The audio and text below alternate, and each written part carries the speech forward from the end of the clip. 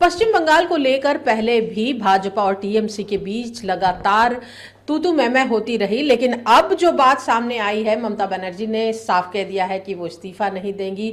संविधान का हवाला देती रही और ईसीआई पर लगातार आरोप लगा रही हैं। ये कैसा सिचुएशन है? हमारे साथ भारतीय जनता पार्टी के राष्ट्रीय प्रवक्ता के शर्मा जी हैं। पहले से हमेशा से आक्रामक तो थे ही दोनों पार्टियां, लेकिन अब ममता बनर्जी कह रही हैं कि वो इस्तीफा नहीं देंगी। लगभग 100 सीटें ऐसी थी जो वो जीतने वाली थी, उसमें कहीं ना कहीं खेला हुआ है। इसको आक्रामकता नहीं कहते, इसको हताशा, निराशा, बौखलाहट और छटपटाहट कहते हैं। मैं एक ही शब्द में, एक राजनीतिक विद्यार्थी के रूप में, मैं एक ही शब्द में इस बात का उत्तर दे सकता हूं कि इस्तीफा नहीं देंगी तो बर्खास्त हो जाएंगी। क्योंकि संविधान ये कहता है कि आपको जब बहुमत न हो तो आपकी सरकार चली जाती है, और चली जाती है, और जिसका बहुमत होता है वो सरकार बनाता है। तो संविधान में ऐसे कई प्रावधान हैं। यदि ममता बनर्जी इस्तीफा नहीं देंगी तो संविधान के अनुसार उनको बर्खास्त, जो है अथॉरिटी, जो भी उस अथॉरिटी है वो उसको बर्खास्त करेगी। लेकिन प्रश्न महत्वपूर्ण है, ये बात कौन कह रहा है कि हम इस्तीफा नहीं देंगे? इस संविधान के विरुद्ध ऐसी बात कौन कह रहा है? वो लोग कह रहे हैं जो संविधान की किताब हाथ पे लेकर गली गली घूमते थे, संविधान की दुहाई देते थे। वो लोग ही संविधान तोड़ने की बात कर रहे हैं। जिस संविधान का आपने शपथ लिया, आज उसी संविधान के नियमों को आप जो है बदलने की कोशिश कर रही हैं, आप उसके विरुद्ध जा रही हैं। ये कैसा दोहरा चरित्र है? एक तरह से अगर देखा जाए तो ममता बनर्जी का साथ राहुल गांधी भी दे रहे हैं। उन्होंने फिर से आरोप लगाया ट्वीट करके कि लोकतंत्र हारा है, और ये तमाम बातें कही गई जो पहले भी वो आरोप लगाते रहे हैं। ईसीआई को लेकर, एसआईआर को लेकर, वोट चोरी कर ले गई भाजपा। देखिए, जब जब राहुल गांधी ने आरोप लगाए, उनकी पोल मीडिया ने ही खोल दी है। और ये आरोप क्यों लगाते हैं, ये भी विचार करने का विषय है। जब इतनी बुरी हार होती है, देश की जनता जब इनको नकार देती है, तो ये अपना नेतृत्व बचाए रखने के लिए, अपना अस्तित्व बचाए रखने के लिए कि कोई पार्टी के अंदर से इन पर प्रश्न, इनके नेतृत्व पर प्रश्न न उठाए, इसलिए इनको इस तरह के झूठे आरोप चुनाव आयोग, कभी सुप्रीम कोर्ट, कभी कुछ, इस सब पे लगाने पड़ते हैं। यदि ये आरोप न लगाएं और ये माने, ये हार मान लें, तो राहुल गांधी, मैं यदि गलत नहीं हूं तो लगभग 99 चुनाव हार चुके हैं। ममता बनर्जी अपना दोनों विधानसभा, 2021 का भी विधानसभा चुनाव अपनी सीट हारी नंदीग्राम, और इस बार भी भवानीपुर हारी हैं। क्या जनाधार है? क्या जनाधार है? किस बात की नेता हैं ममता जी?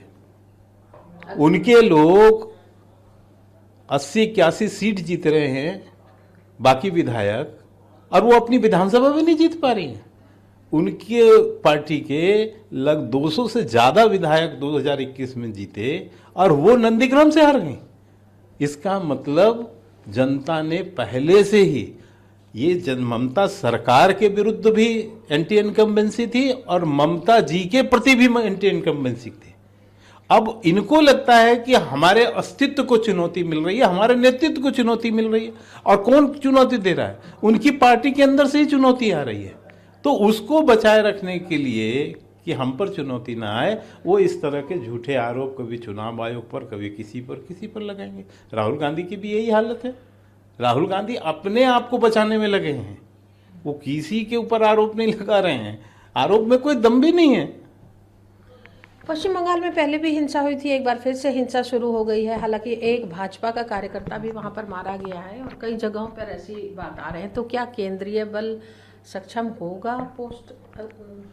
देखिए, ये सारी जो हिंसा है, ये ममता बनर्जी के तृणमूल कांग्रेस के गुंडों के द्वारा हो रही है।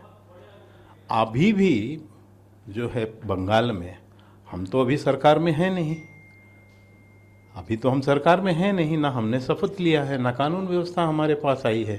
अभी तो मुख्यमंत्री के रूप में, एक्टिंग मुख्यमंत्री के रूप में ममता जी ही हैं।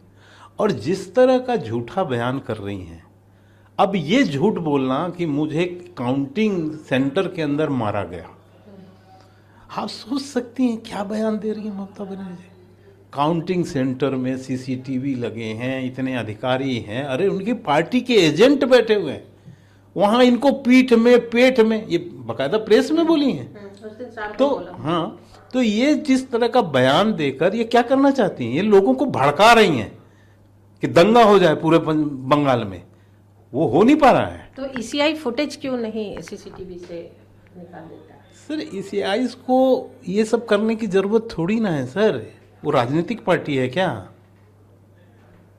वो राजनीतिक पार्टी थोड़ी ना, ये तो इनको दिखाना चाहिए ना कि मेरे को यहाँ हमारे कहीं हॉस्पिटल में गई होती, कहीं मेडिकल हुआ होता, कहीं एफआईआर, इनको पीट दिया जाए और इनका ये एफआईआर भी दर्ज नहीं करेंगे।